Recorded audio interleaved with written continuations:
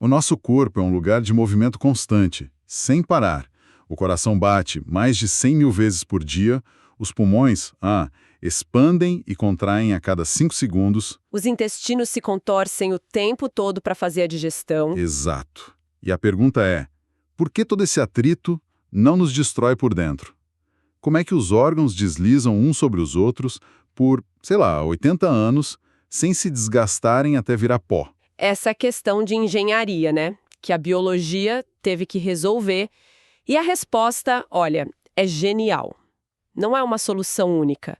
São duas completamente diferentes para problemas diferentes. E é exatamente aí que a gente vai entrar hoje. Vamos investigar essas duas soluções, os revestimentos internos que permitem a gente viver, se mover e interagir com o mundo.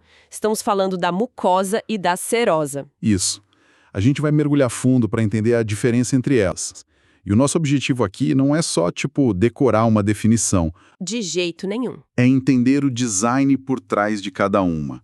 Por que elas são como são e o que acontece quando essa engenharia espetacular falha. E falha de maneiras bem dramáticas, viu?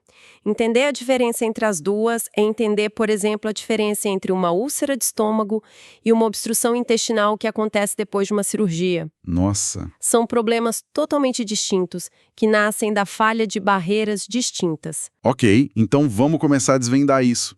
O material que a gente usou como base começa pela barreira que talvez seja mais intuitiva, a mucosa. Certo. Ela é o nosso contato com o mundo que passa por dentro da gente. O exemplo clássico é o intestino, né? Perfeito. A regra de ouro para definir a mucosa é essa.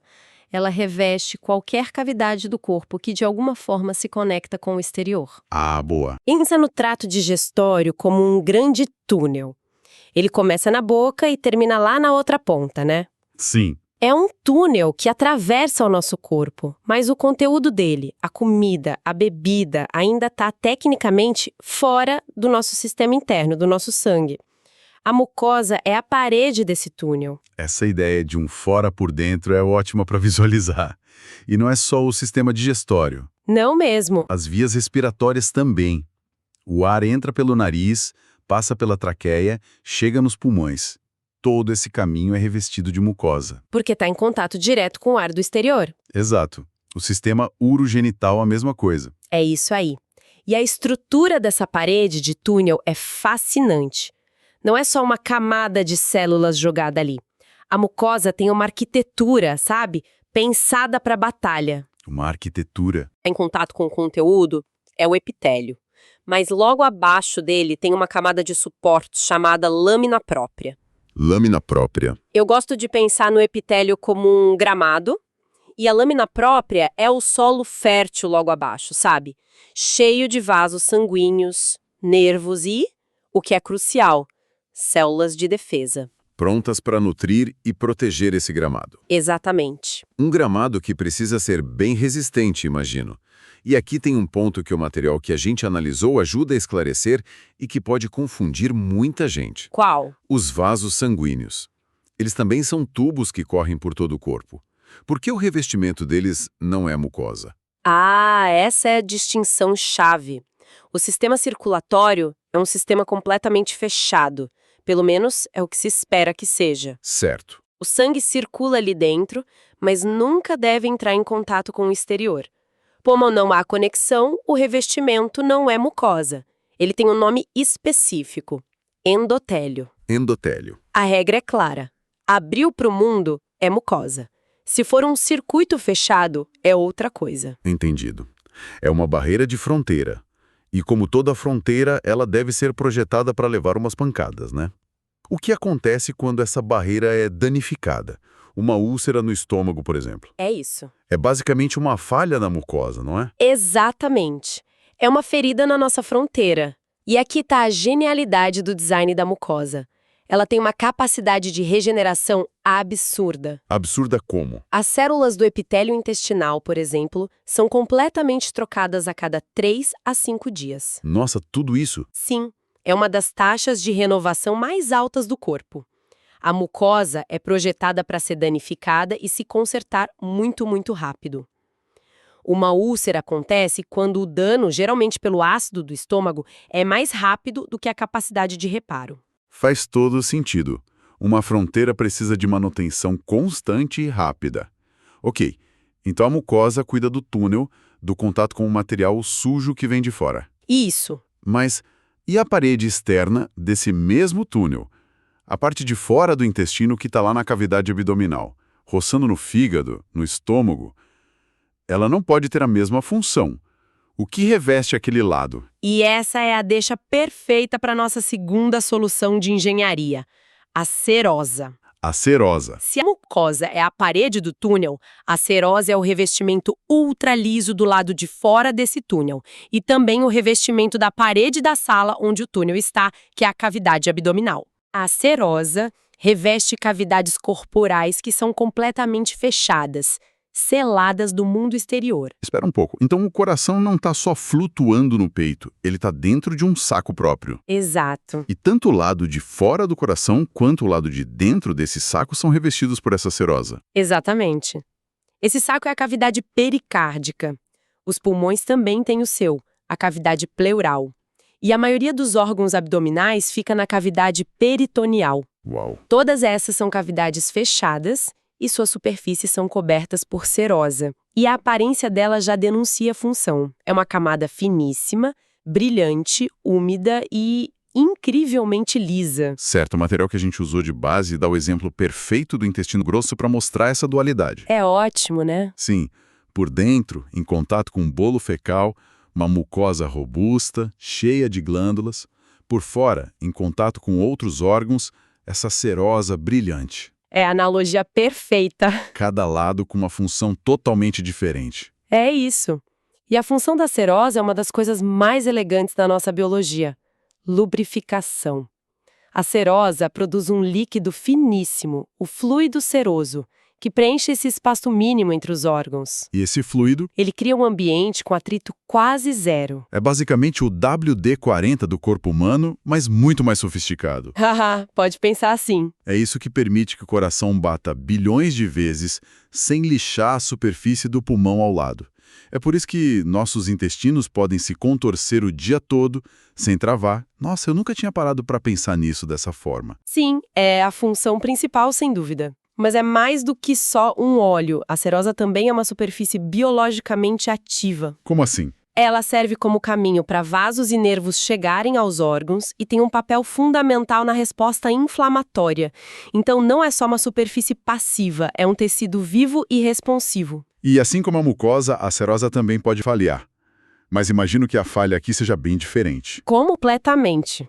O que acontece quando essa superfície de baixo atrito é danificada? O desastre é de outra natureza. Pensa numa cirurgia abdominal. O simples fato do cirurgião tocar, manipular ou deixar a serosa do intestino secar sobre as luzes do centro cirúrgico já causa uma lesão. Só isso já causa uma lesão? Já. A resposta da serosa a essa lesão é a inflamação.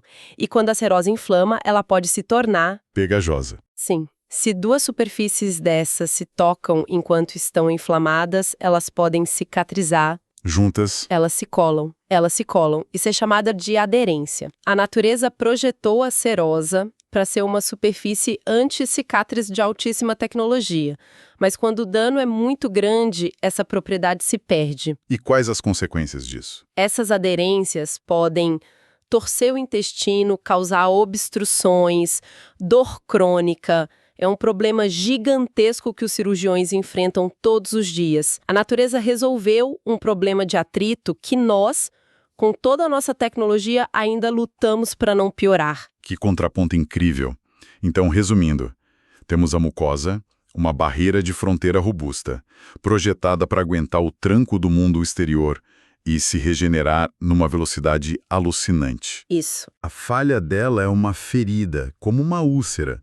Do outro lado, temos a serosa, uma superfície delicada, de atrito zero, projetada para permitir o movimento interno. Exatamente. A falha dela não é uma ferida aberta, mas uma cola, uma cicatriz que prende o que deveria estar livre. Perfeito. É como comparar um muro de castelo com um piso de salão de baile. Ambos são superfícies, mas suas funções, seus materiais e seus modos de falha são completamente opostos. Uau! E para qualquer estudante da área da saúde, entender essa diferença não é um detalhe. É a base para compreender como os órgãos funcionam e adoecem. E para quem está nessa jornada de aprender a dominar esses conceitos não é só para passar na prova, é fundamental para a prática. Com certeza. Saber a diferença é o que permite entender por que o tratamento de uma doença inflamatória intestinal é diferente do manejo de aderências pós-operatórias, falando em se preparar de verdade. É aqui que a teoria encontra a prática. Exato. Se você, estudante, quer se preparar de verdade, entra agora em medicobe.com.br, baixa o app e aproveita o maior banco de questões do Brasil com provas anteriores de todas as instituições, questões comentadas, resumos práticos, aulas completas e flashcards prontos para revisar onde quiser. É isso aí. É uma ferramenta incrível para solidificar exatamente esse tipo de conhecimento que a gente está discutindo, para transformar a informação em raciocínio clínico. Sem dúvida. Não adianta só ouvir ou ler. É preciso se testar, aplicar o conceito a um problema, a uma questão. É essa prática que faz a diferença entre saber a definição de mucosa e entender por que a diarreia acontece quando ela está inflamada. Perfeito. Ter acesso a materiais de qualidade e formas de se testar é o que constrói um profissional seguro. Perfeito. E só para fechar o ciclo com a nossa fonte, o material original também mencionava as glândulas e os tipos de secreção, o que se conecta diretamente com tudo isso. Ah, sim. Os nomes não são coincidência, certo? Secreção mucosa e fluido seroso. De jeito nenhum. A mucosa, especialmente no trato respiratório e digestório, é riquíssima em glândulas que produzem muco. Esse muco é uma secreção espessa, viscosa, que serve para proteger a superfície, lubrificar a passagem do alimento ou capturar partículas no ar. Ok. Já a serosa, como membrana, produz aquele fluido seroso, que é aquoso, fininho, rico em proteínas e enzimas, perfeito para a lubrificação de baixo atrito. Os nomes descrevem a natureza da secreção que cada uma produz. Então, o que fica desta análise é uma regra simples, mas poderosa.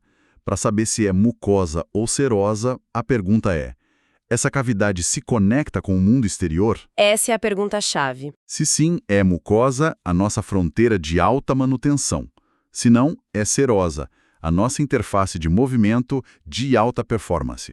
E isso nos deixa com uma reflexão que vai um pouco além do nosso material. Manda. Falamos de cavidades internas abertas e do exterior.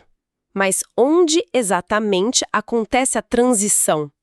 Pensa na fronteira entre a pele seca do rosto e a mucosa úmida dentro da boca, ali nos lábios. É verdade, não é uma linha reta. Não é uma linha nítida, é uma zona de transição. Como o corpo gerencia essa mudança de design? Que tipo de desafios de proteção ele enfrenta nesse ponto exato de encontro, que não é nem totalmente pele, nem totalmente mucosa? É uma área de vulnerabilidade, mas também de uma adaptação biológica fascinante.